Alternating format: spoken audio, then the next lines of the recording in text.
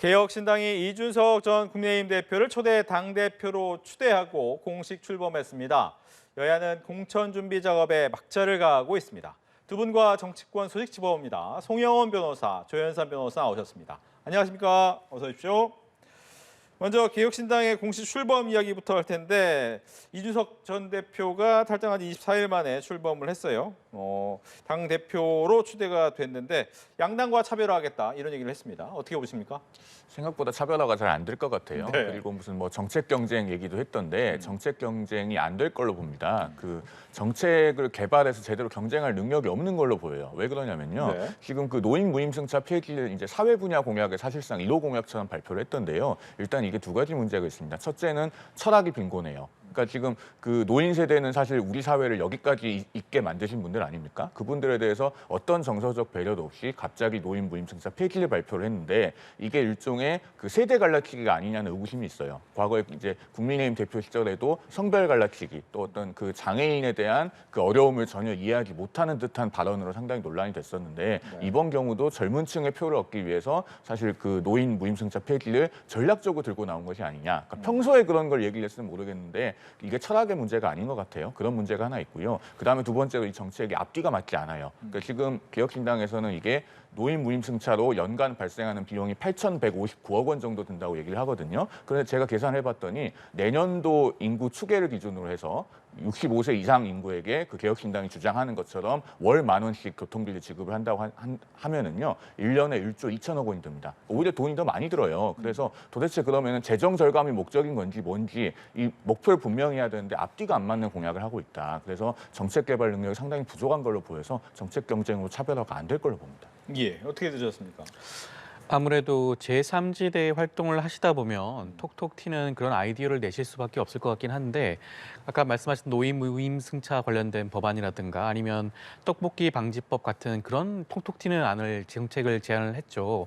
그런 부분에서 신선하다는 평가를 받을 수는 있긴 한데 그것에 그쳐서는 안 될 것입니다. 지금 이준석 신당이 나가야 할 길은 제3지대로서 보수 개혁 신당이지 않겠습니까? 그렇다고 한다면 한동훈 비대위원장이 들어온 지금 국민의힘과 어떠한 차별성을 두는 모습을 보여야 되는데 아무래도 그러한 차별성을 위해서 조급하게 정책을 내다 보니까 톡톡 튀는 그러한 정책들을 낸 것 같은데 사실 국민이 바라는 것들은 이런 신선한 정책이 아니라 국민에게 피부로 와닿는 그런 정책이죠. 지금 최근에 여야 정당에서 저출산 관련 대책을 내지 않았겠습니까? 그러한 정책을 입안을 하는 것이 이준석 신당이 가야 할 길이 아닐까 싶습니다. 예, 일단 제3지대에서 가장 먼저 틀은 잡은 거잖아요. 이준석 신당, 이른바 이제 개혁신당으로 이름을 만들었는데 이제 개혁신당이 틀은 잡았는데 문제는 이 와중에 한 얘기가 빅텐트를 구상하는데 골든타임은 지났다라고 얘기를 했단 말이죠. 그러면 어떤 의미입니까 이게?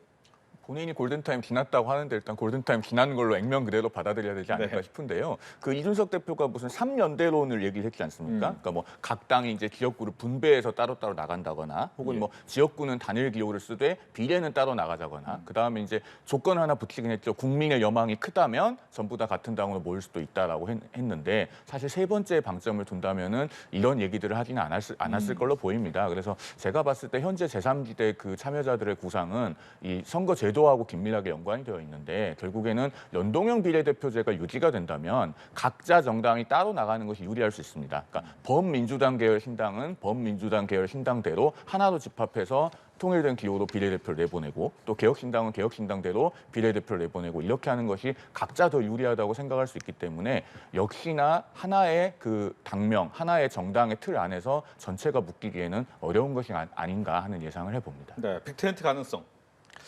일단 제3지대에 나와 있는 분들이 다음 총선에서 유의미한 결과를 가져오기 위해서는 빅텐트를 아무래도 구상할 수밖에 없을 것 같습니다. 결과적으로 빅텐트를 구상하고 총선 결과는 따져본다고 하더라도 총선 전에 그러한 형태를 띄어야지만이 국민들로부터 선택지 중에 하나로 들어올 수 있기 때문이지 않을까 싶은데요.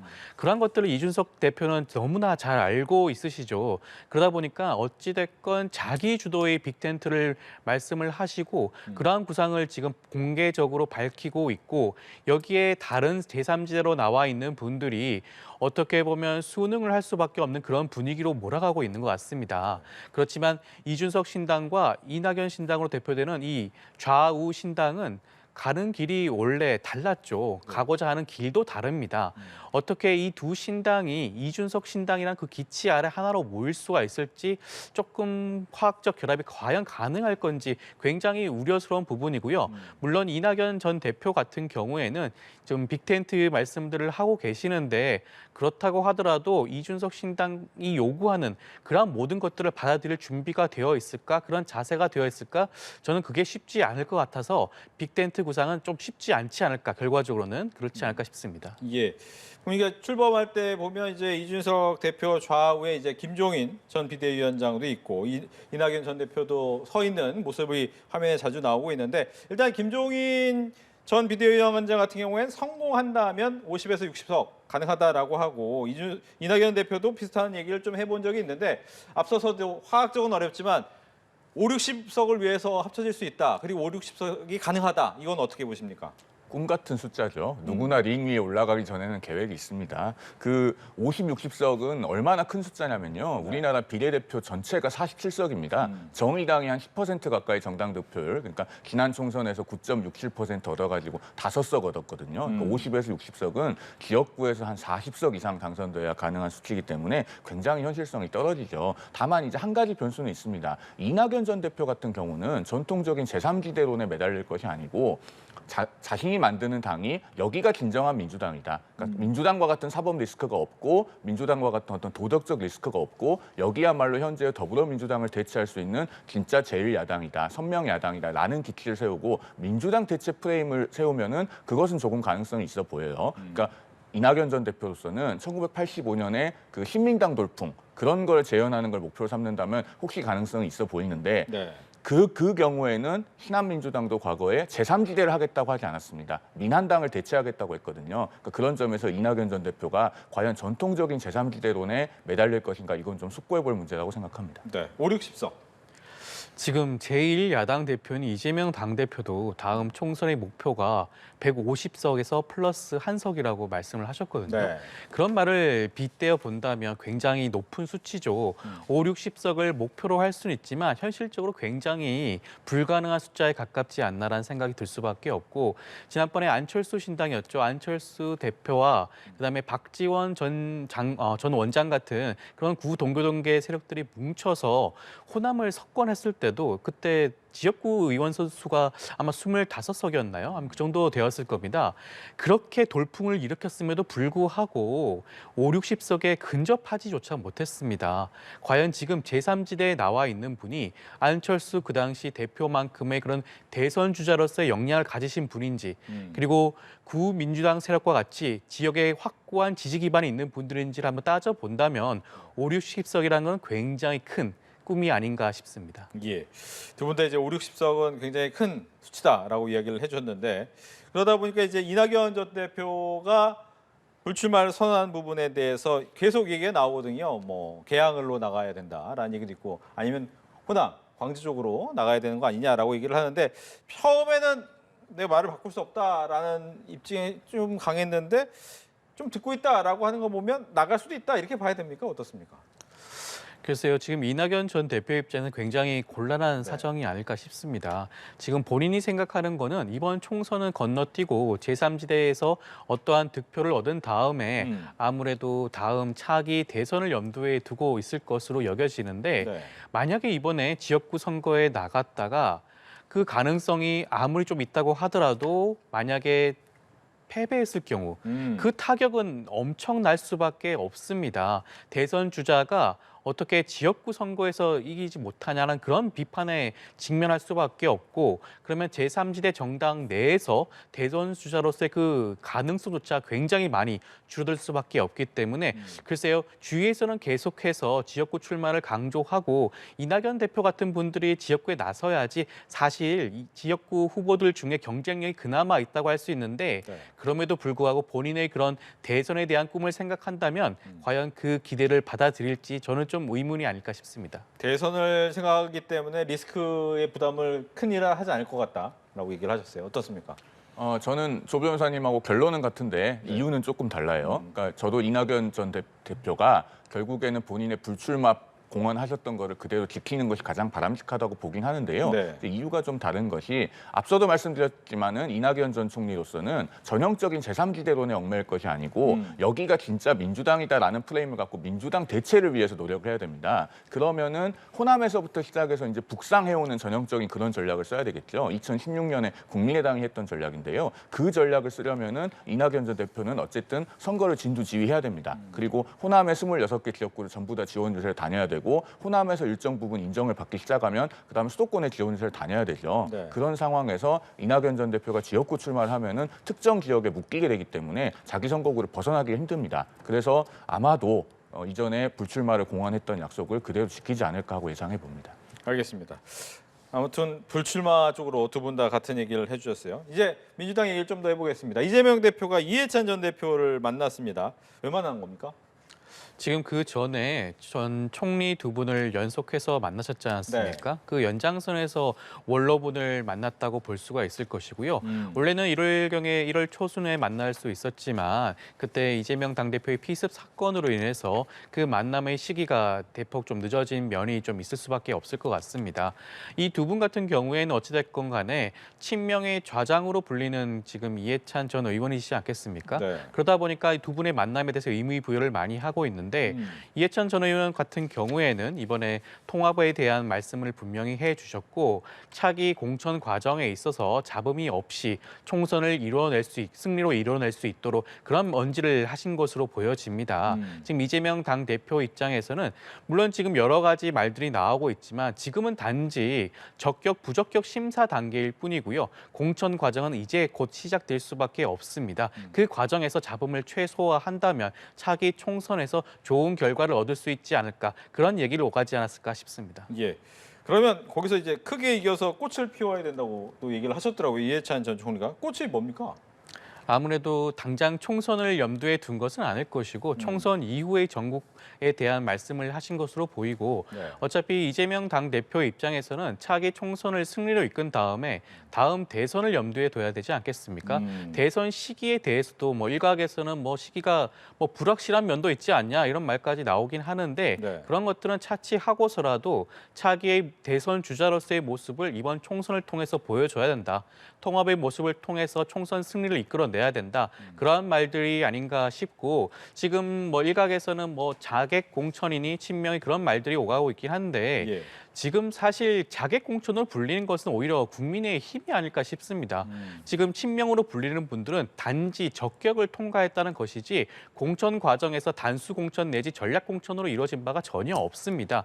그에 반해서 지금 한동훈 비대위원장 같은 경우에는 원희룡 전 장관이라든가 김경률 비대위원 같은 경우에 사실상 전략 공천의 그런 의지를 보여줬기 때문에 이러한 것이 자객 공천이지 어떻게 친명에 대한 그 적격 심사 통과가 자객 공천으로 분류되는지 그 부분도 사실은 납득할 수 없는 부분이 아닌가 싶습니다. 예. 여기에 대한 얘기 듣겠습니다. 자객공천 얘기하셨으니까 먼저 짧게 한 말씀만 네. 드리면요. 우리나라에서 지금 자객공천이라는 용어가 사실 잘못 쓰이고 있어요. 원래 1990년대까지는요. 우리나라에 자객공천이라는 단어 자체가 없었습니다. 이게 우리나라에 들어오게 된 거는 2005년에 일본 그 우정국 총선 때문에 이 단어가 한국에도 수입이 됐어요. 그러니까 고이즈미 총리가 당시에 그 우정국 민영화에 반대를 하니까 그 중의원 해산을 하고 총선을 하는데 당시 자민당에서 우정국 민영화에 반대하는 세력이 탈당을 해서 무소속으로 출마를 합니다. 그러니까 고이즈미 총리가 소위 이제 자객이라고 하는 사람들 붙이거든요. 그러니까 이 자객공천이라는 단어가 주는 의미는 그건 정책을 기준으로 자객이라는 단어를 쓴 겁니다. 근데 한국에서는 계파가 다르면은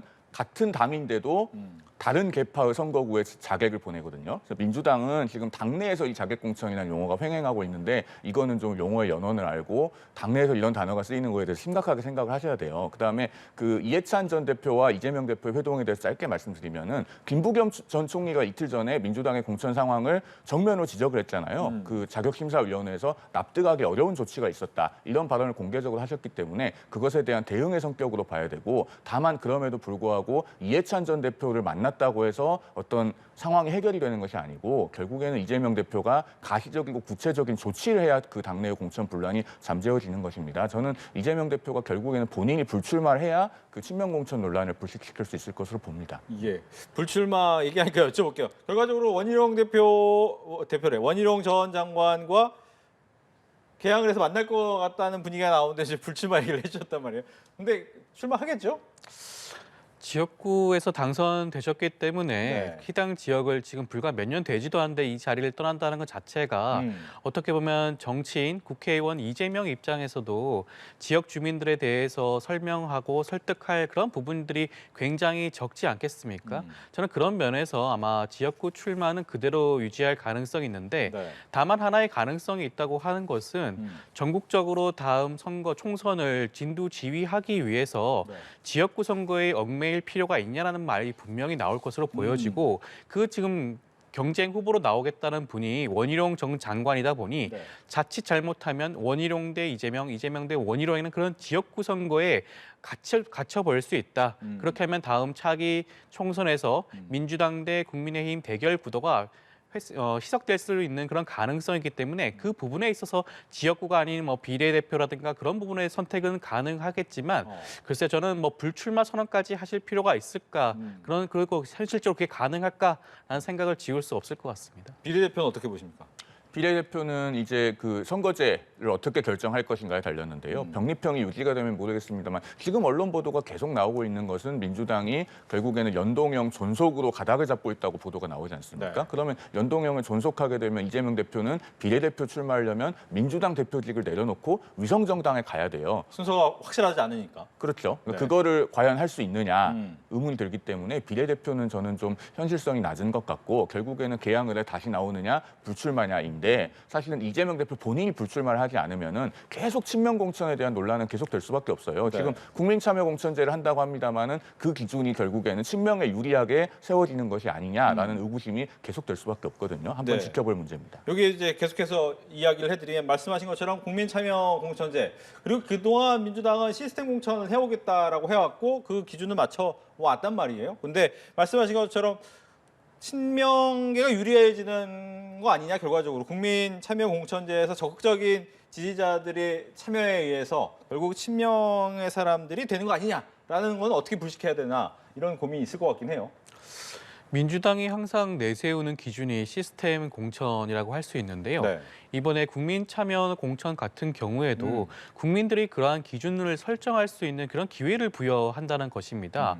국민이라고 하면 사실상 적극적인 참여하는 당원들이라고 할 수 있는데 그 당원들의 그런 의견에 대해서 중앙당이 이를 수용하고 공천 기준을 조금 더 명확하게 분명하게 내세운다는 것 자체는 추후에 어떻게 보면 친명 공천이 아니라 공천 과정에서 당원들의 의견이 충분히 반영되었으므로 잡음이 오히려 없어질 수 있는 그러한 계기가 될 수 있지 않을까 싶고 어떻게 보면 지금 대부분의 그런 공천 과정에서 민주당의 경우에는 다수의 현역 의원들이 공천이 되어 왔었습니다. 그렇다고 한다는 것 자체가 공천 과정에서 현역 의원들에게 유리할 수밖에 없는 그런 구조상의 문제가 있었다고 할 수가 있고 이번에 공천 참여 과정을 통해 가지고 국민들의 뜻이 반영이 된다면 그러한 부분들이 오히려 좀 희석이 될 수 있고 정치 신인들이 참여할 수 있는 기회가 되겠죠. 근데 그것이 어떻게 친명 공천을 위한 그런 과정이라고 단정 지을 수 있는지 저는 그건 도저히 이해할 수 없는 그런 부분이 아닌가 싶습니다. 네. 여기 대한 얘기 들을까요?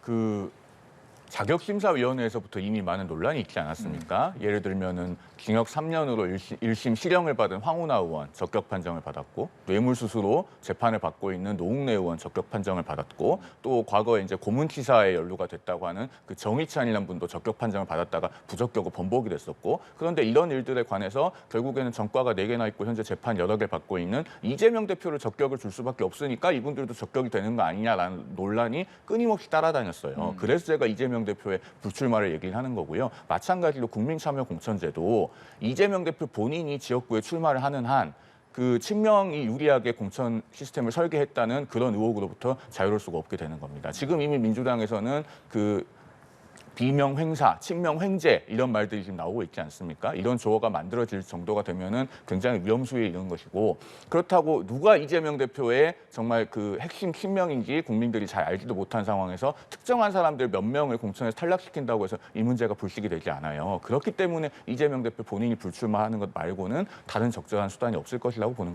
것입니다. 짧게 반론 듣겠습니다. 지금 이재명 당대표의 불출마가 다음 총선에서 중요한 유의미한 의미가 부여된다고 생각하지는 않습니다. 다음 총선은 정권 심판론, 윤석열 정부의 이런 검찰공화국 독재 정부에 대한 그런 심판론의 의미가 있는 것이지 이재명 당대표 한 명이 불출마 선언을 하는 것이 그렇게 국민들에게 와닿는 그런 의미를 준다고 생각하지는 않고요. 그다음에 친명 공천 논란에 대해서도 한마디 말씀을 드리면 지금 단계는 적격, 부적격 심사 단계만을 거쳤을 뿐입니다. 공관위 차원에서 그렇게 말씀하신 부분들이 충분히 논의되고 컷오프 될 수가 있는 부분이죠. 실제로 정의찬 전 당대표 특보라든가 그다음에 강의현 당대표 특보, 그다음에 현근택 변호사 같은 경우 친명으로 분류되고 있지만 그 적격 심사에서 부적격이 되었다거나 아니면 스스로 포기한 사례가 있지 않습니까?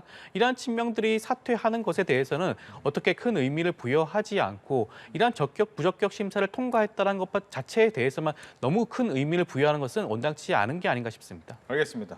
여당 얘기도 해볼게요. 모레 공관위 2차 회의가 있는데 여기서 이제 전략공천 지역 얘기가 나올 것 같아요. 근데 보면 이미 2명 정도는 이 지역이다라고 했던 분이 원희룡 전 장관하고 지금 김경률 비대위원이 있기 때문에 이 지역이 또 그냥 전략공천 지역이 돼버리면 더 많은 소리가 나올 것 같기도 하고요. 어떻게 예상을 하십니까? 그 전략공천 지역은 전체적으로 최소화해야죠. 정말 필요 최소한에 그쳐야 되고 저는 전 지역구를 거의 대부분 다 경선하는 게 바람직하고 또 타당하다고 보고 있습니다. 말씀하신 것 같은 이제 그 원희룡 전 장관이 출전을 예고한 계양을이라든가 또 그 김경률 비대위원이 출마를 예고한 서울 마포을이라든가 이런 곳들도 저는 경선하는 것이 맞다고 봐요. 그리고 경선을 해도 지금 그 출마 선언하신 분들이 충분히 기존의 그 당협위원장들과 경쟁을 해서 정상적인 경쟁이 가능한 그런 구조도 되어 있습니다. 참고로 말씀을 드리면 지금 국민의힘의 이번 공관위가 세운 그 공천 규칙은 그 한 지역에서 3번 연속 낙선을 하면은요 경선에서 30% 감산이 있습니다. 그러니까 60%를 경선에서 득표를 해도 30% 감산이 적용되기 때문에 0.7을 곱하면 42%가 되거든요. 그러면 1대1로 경선했을 때 6대4가 나오면요 40% 받은 신인이 그 가산점이 있습니다. 7% 가산이 있어서 42.8%가 되고 60% 받은 3회 낙선자는 0.7을 곱해서 42%가 되거든요. 신인이 이길 수 있는 구조입니다. 그래서 6대4만 돼도 그 새로운 후보를 선출할 수 있게 되기 때문에 저는 이거 전략공천 할 필요가 없고 전 지역에 걸쳐서 경선을 하는 것이 타당하다. 만약에 전략공천을 정말 해야 되는 곳이 있더라도 아주 최소화해야 된다. 이런 생각을 갖고 있습니다. 예, 어떻게 보셨어요? 사실 전략공천 지역이 그렇게 많이 지정된다는 것은 참 불합리한 일이라고 할 수 있죠. 민주당의 경우에는 4고 지역구라든가 특정 지역에 대해서만 한정해서 전략 지역으로 지정할 수 있도록 당원 당규에 정해져 있습니다. 그래서 최근에 17개 지역에 대해서 전략 지역구로 이미 지정을 한 바가 있고요. 근데 국민의힘 같은 경우에는 지금 시스템 공천에 관한 논의를 하고 있고 그러한 결과를 내고 있다고 말씀들을 하심에도 불구하고 방금 앵커께서 말씀하신 것처럼 원희룡 전 장관이라든가 김경률 비대위원 같은 분들이 사실상 전략 시스템 공천이라고 그런 불릴 정도로 전략 공천자가 된 게 아닌가라는 생각을 지울 수가 없고 아마 이번 주에 논의되는 그런 전략 지구 같은 경우에도 아마 상당 부분 현역 의원들이 다수 존재할 수밖에 없는 영남 중진 의원 지역구를 중심으로 전략 공천으로 지정이 될 그런 우려가 있지 않나 싶긴 한데요. 그렇다고 하더라도 아마 지금 공관위 차원에서 그것을 서두를 수는 없을 것입니다. 아마 국회에 산적한 현안들이 있죠. 쌍특검법에 대한 재투표 문제라든가 여러 가지 현안이 있기 때문에 전략지구를 아마 기준을 정할 수는 있다고 하더라도 지정하는 데까지는 꽤 상당 시간이 걸리지 않을까 싶습니다. 네, 시간이 다 돼서 마지막 질문은 공통 질문이고 짧게 대답을 해주시면 될 것 같습니다. 아마 여당 내에서도 지금 김건희 여사의 명품백 논란을 털고 가야 된다라는 얘기가 나오는데 해법이 뭡니까? 김건희 여사 본인이 결자 해지의 자세로 이건 입장 표명을 하셔야죠. 그 이용호 의원, 뭐 하태경 의원, 김경률 비대위원 뭐 이런 분들 쭉 언급을 하셨고 또 오늘 아까 제가 이 방송에 들어오기 전에 보니까 안철수 의원도 페이스북 메시지를 올려서 뭐 비슷한 내용을 말씀하셨던데 결국 이 문제는 김건희 여사 본인이 어떤 진솔한 진정성 있는 입장 표명을 하는 것 외에는 다른 적절한 대책이 잘 떠오르지 않습니다. 알겠습니다. 김건희 여사의 사과가 이루어져야 되지 않나 싶긴 한데 이미 근데 한동훈 위원장이 이미 대전제를 깔아놓지 않았겠습니까? 김건희 여사의 사과가 필요하다고 했으면 그러한 말씀들을 하셨을 건데 그런 언급 없이 이미 특별감찰관 제도라든가 제2부속실 문제를 이미 제안을 드렸다라는 선에서 이미 끝났기 때문에 김건희 여사의 사과는 현실적으로 나오지 않지 않을까 싶습니다. 알겠습니다. 이렇게 해서 정치권 이슈 두 분과 함께했습니다. 오늘 얘기 잘 들었습니다. 고맙습니다.